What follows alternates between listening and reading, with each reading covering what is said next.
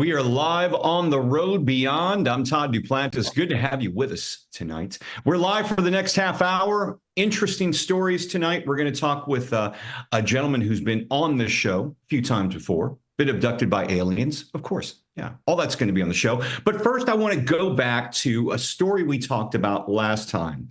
Remember these Miami aliens, kids fighting in the mall? 100 cops or so show up at this. It was on New Year's Day at the mall, one of the malls in Miami, and they were supposedly, responding at first to large creatures walking around. And then it became this story about kids fighting with sticks. Nothing appeared on any social media channels.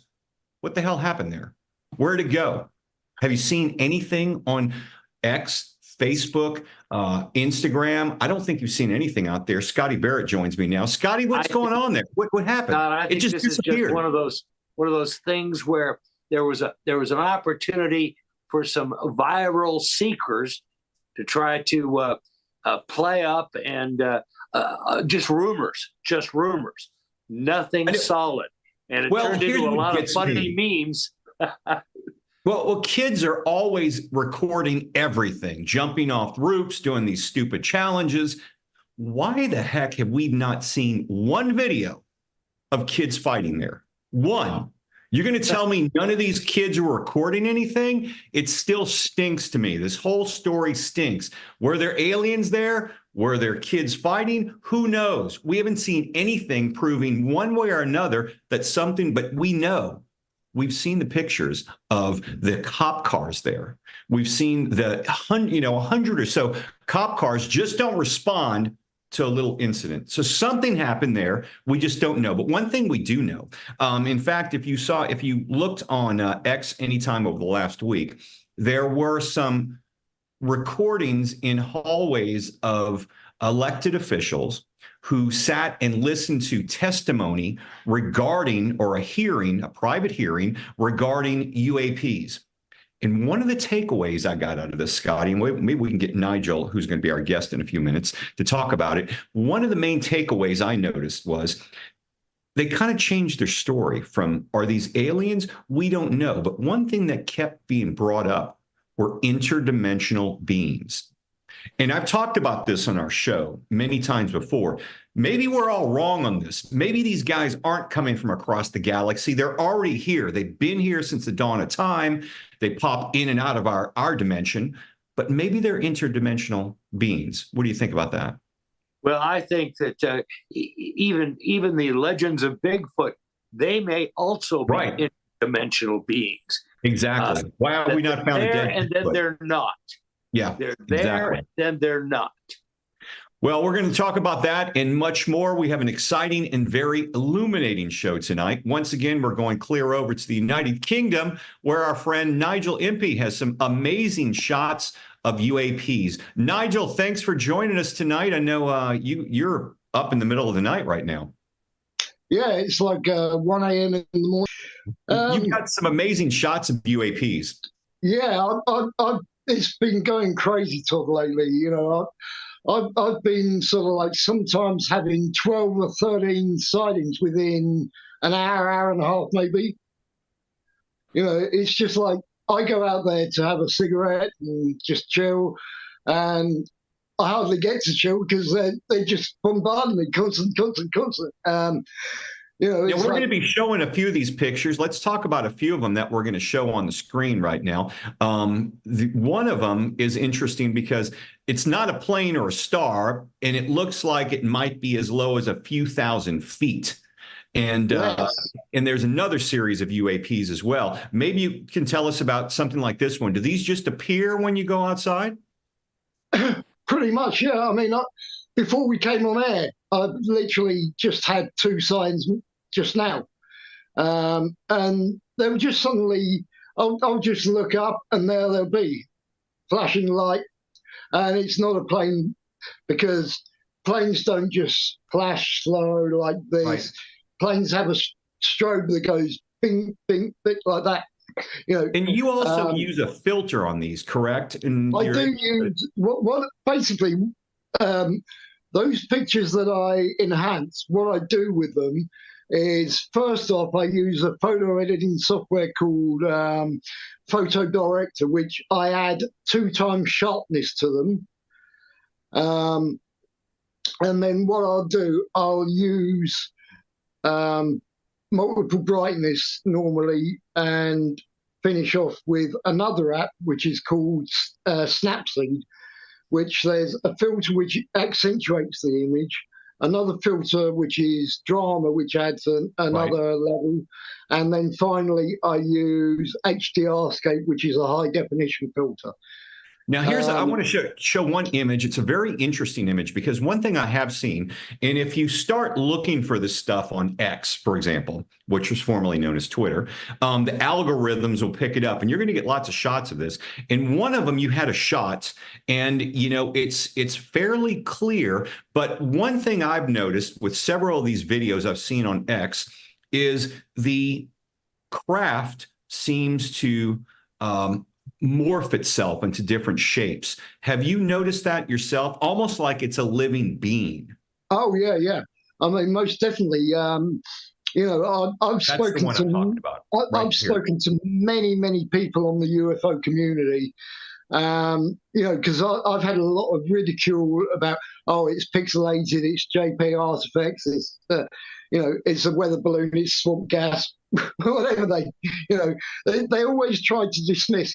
But what I say to them is, imagine, if you will, one huge craft that's sitting there in the sky, and it can blend into any possible scenario, like even on a clear day. I mean, as you've seen, Scott's seen it, I've had even daylight sightings. And you always find that it affects the whole image, not just the area of sky. And what my take on it is that these craft, either, as you say, actual living craft, biological created craft, or the technology they have, they can somehow, by electrical means or whatever, alter the entire outer hull of the craft. Right. Now, if you notice on some of the pictures, I've got like maybe 3, 4 lights.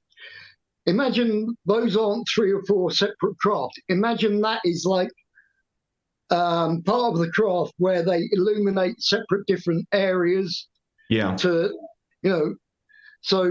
you think, because I've said this to Les Durant, that he says, there's 2 or 3, and I say to you, imagine the bigger picture, that it's 1.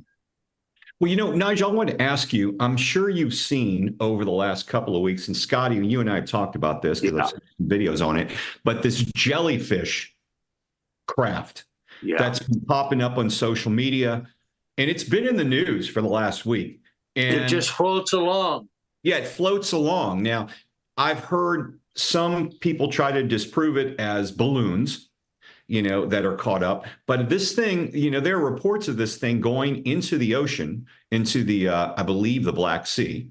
And it was filmed off the coast by some soldiers, some U.S. soldiers, and then shooting back up in the air. Did you see that video yourself? Because I've also seen... I haven't actually seen it myself yet. No, I'll have to check that out. But it's all over social media. Yeah, I'll check it out. But what I will say on that sort of thing about going from the air into the ocean and out, the US military actually had to rename their UAP identification system from the UAPT, which is Unidentified Aerial Phenomenon Task Force, to now they have changed it to All Domain Unidentified Task Force, or something, because they realised that now these craft have been witnessed, and that going from space down through the atmosphere into the ocean and then back out again. And they're breaking all, known dynamics of and laws of physics. gravity that we know at this point. Yeah. I mean, they're breaking it all right now. These things are making I mean, which it's incredible. Scott said, maybe some of these craft that I'm witnessing are like reverse engineered by the military or whatever. Yeah, I believe that military do have craft that they've reverse engineered. I mean, in fact, I watched a video that a friend of mine sent me that is of a MUFON symposium, and the guy's standing there, and it blew me away when I watched it because, for one, he was saying that basically the military and the technology that they possess and everything is, get this, 1,000 years ahead of what is public knowledge.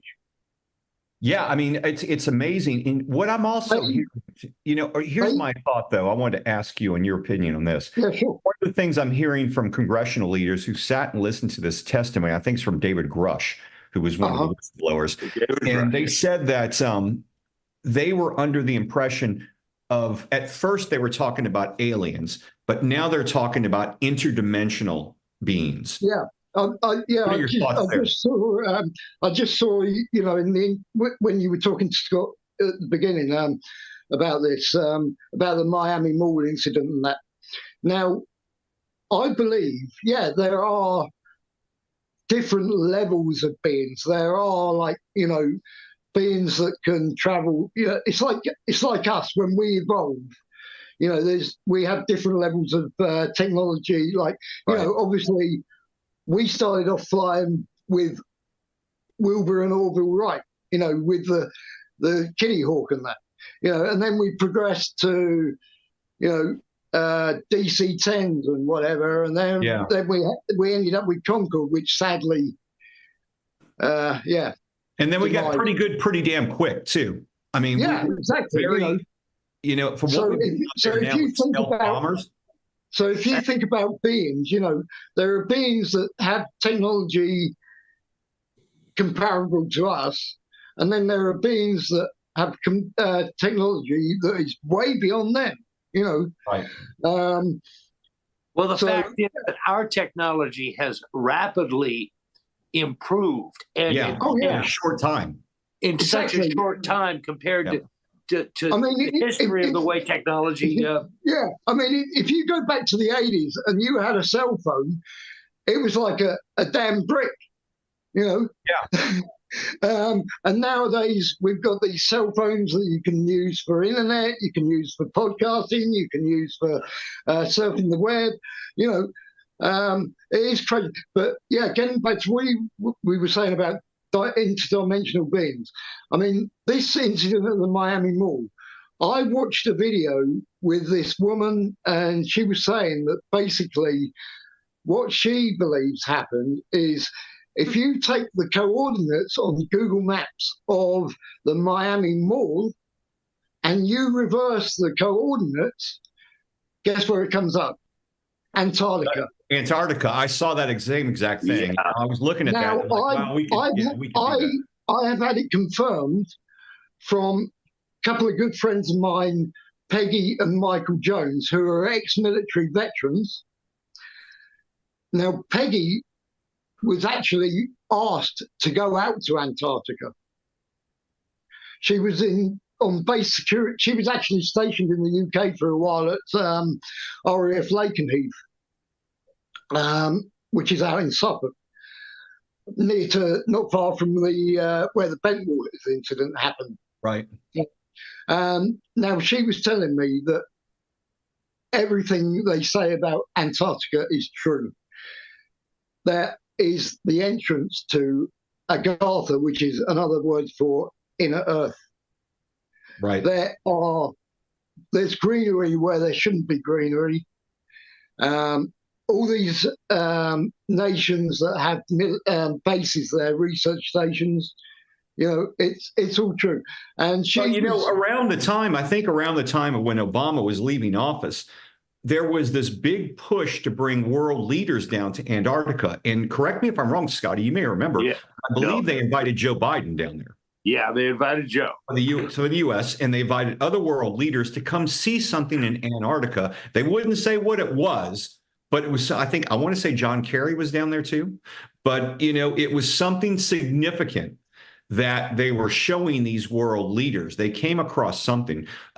Nigel, I know you were talking about, maybe, we have this reverse engineering, but there may be a logical explanation, earthly explanation for all the earthly activity around your house in Northampton in the UK. There are several RAF bases nearby.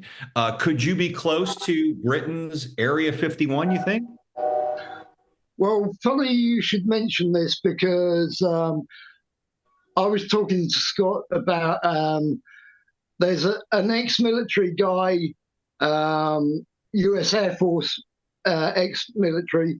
He was stationed. There was another base that used to be out near to Oxford. It was a huge base, had its own bowling alleys, restaurants. It was a massive base, and they had the. Because I remember I worked for a company, had a store out just outside near to where the base was, and I used to drive past it in the truck. Anyway, I watched them do dogfights with F-15s and whatever from there. I think they had F-111s or F-117s based there as well, he told me. But I asked him, is it true that bases had underground facilities? I said, did your base have an underground facility? He said, well, no, we didn't. He said, but I can tell you where to look for Britain's underground base. Well, now just hold 1 second. Let's get to that in a second, because it's important that we identify what was traditionally Great Britain's Area 51, about 100 miles to the east of you, was Orford Ness. Oh, yeah. Orford That, Ness. Of course, was next to the RAF base at Woodbridge, where the famous Bentwaters UFO sightings occurred back in 1956. Yeah. But and we had a guest on one of our shows, right, Scotty, that knew this? Yeah. Well, John Simmons was raised as a young man with his family. They were doing signal testing to monitor the Cold War in the Soviet Union, many of these bases in England. But to the far southwest of you right now, let's go to that map, because this is very illuminating. If you look at this map of Great Britain, let's bring that up. That's going to be that's going to be slide number 25, Nigel. No map. Okay, so it is from what you're saying though. This area, Scotty, is you're saying Britain's version. It's Orford Ness. It's not far from the RAF base in Woodbridge, Bentwaters, which is the scene of the Bentwaters UFO incident back in 1956. And it's also close to Britain's old age weapons testing facility through all world wars, nuclear development, possibly testing to weapons disposal. So if Orford Ness is Great Britain's Area 51, close by, Bentwaters could be said to be Britain's Roswell. What do you think there, Nigel? Yeah, and also you've got, as I say, where Peggy Jones was stationed, Lakenheath and Mildenhall air bases as well, which are US Air Force bases. Right. And they're all in the same county. So, and Scotty, these areas have been abandoned now, haven't they? No, Lakenheath and Mildenhall are still operational. Okay. Orford Ness is abandoned. Yeah. Okay. Woodbridge, Bentwaters, that closed down. That became, I think, a business park or something. Okay. So, what is your thoughts? What are your thoughts? I know there was an incident in England. I want to say, was it 50 years ago? It was a Wrenwood Forest incident. Do you remember this one, Nigel? Which one? It was one in a forest. They called it a something forest incident. Rendlesham Forest. Yes, yes, yes, Yeah, exactly. that was the Bentwaters Woodbridge one. Okay, so that's the same one that's Yeah, been. yeah. So that It was literally, they're thinking that of was that the as Roswell for Britain. yeah, that was the forest that surrounded the base. It was called Rendlesham Forest. Yes, yes. So, in your own feeling, do you think, okay, because what I personally believe, and this is just take it for what it's worth, the government is concerned because there are many of these UAPs, UFOs, whatever you want to call them, that are causing problems with not only our commercial flights, they're causing problems with our military defense, i.e., Scotty, you can confirm, missile sites. They can shut those down. They're causing problems with military pilots, and there's a concern for those. But there are also some of these craft that are appearing that could be engineered here on Earth, and they may be a test. So you're seeing you're seeing some of these UAPs that we have no control over and the government can't protect us from. And then on the other hand, you've got some of these secret test flights they don't want anybody to know about. So they're kind of caught in a barrel on this, aren't they? I mean, they're also doing high technology. Yeah. The space laser. Let's show the picture of the space laser. The space laser. Yeah. Great Britain just successfully tested a space laser to knock out objects in the sky from the ground. Yeah. It was a successful test. No ordnance, no ammunition, just light cutting through metal. Yeah. Do you know what else I found just recently that I haven't mentioned about to you, Scott? Is they've actually successfully tested a power source, getting a power source from space to Earth. That's right. Yes. Yes. So do you think, Nigel, that they're working on this advanced technology, a space laser? And to protect Great Britain in the world? I mean, is it ironic that we created a space force, 5 years ago? To be totally honest with you, I believe everything that's going on 100%. I mean, with this MUFON symposium that I was saying about, part of what they were talking about was there was a guy called Bill Tompkins, who was one of the military's draftsman engineers. Now, he had contact with, the Nordic aliens that look like human beings, look like typical Norwegians with the blonde hair, the blue eyes, tall. I've actually met 3 of them without even realizing until I met them. And then do you think they're wandering this earth with us right now? I believe they are. And going back to what I was saying about the advanced technology, now in this MUFON symposium, this guy had actual technical drawings. Now he was saying these Nordics gave him the technology in mind, not to the structural level. It went way beyond that. He got it in his mind to the integrated circuit level, and now as a result, they have got craft. They can be to the center of our galaxy in 45 minutes. 45 minutes. And also another thing they already have is from the Pentagon to a base on the moon or under the moon in 5 minutes and back. Are they using portals? Yeah, exactly. Yeah. Now let's talk about your experience in communication with the pilots overhead. Yeah. What's going on there? I basically can channel. I get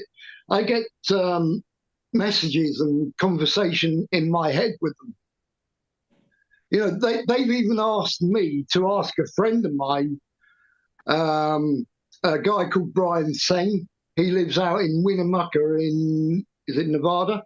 Yeah, I'm familiar with him. Yeah, Brian. Yeah. Now, me. They have been conversing with Brian via me, and they've been like, asking Brian about certain things, and these are the Nordics. You're saying? No, these are the reptilians that I'm the reptilians. Okay. Yeah. We've only got about 2 minutes. We've got about 2 minutes left, and I wanted to just kind of wrap things up because I know there's a lot of telepathic communication that's going on. Both you and Les Durant and his wife and Claudette and Rich Thomas over in Canada, they've talked about it as well. They were the ones that I helped because Les originally approached me to ask me, how can I get to see these things? And I just said to him, basically, project in your mind that you right, and then they come. Yeah, and you can also, if you want to, even direct them. Direct as well. We are getting close on time. I wanted to just kind of wrap things up. Nigel, we appreciate you joining us tonight. We'd love to have you back. Fascinating, Nigel. Fascinating. It's a lot of great information. We jam pack it into a 30-minute show, folks. But keep in mind, one of the things that congressional leaders talked about last week when they were talking about these interdimensional beings, they were more or less keeping an open mind. But a lot of the stuff I'm hearing and seeing on X, formerly known as Twitter, and in social media, and a lot of the buzz I'm hearing is there's going to be a big reveal coming up. It could be in the next couple of weeks, but something big we're going to see, we're going to hear. And there's also a portion of it they don't want to let us know. It involves religions, it involves engineering humans, and it could be a big lie. What could it be? We'll talk about that on the next Road Beyond podcast. Nigel, thank you for joining us tonight. Appreciate you being here. Scotty, always good to have you. Thank you for being here and getting everything in line for us. And thank you all for joining us on the Road Beyond podcast. We'll see you next week.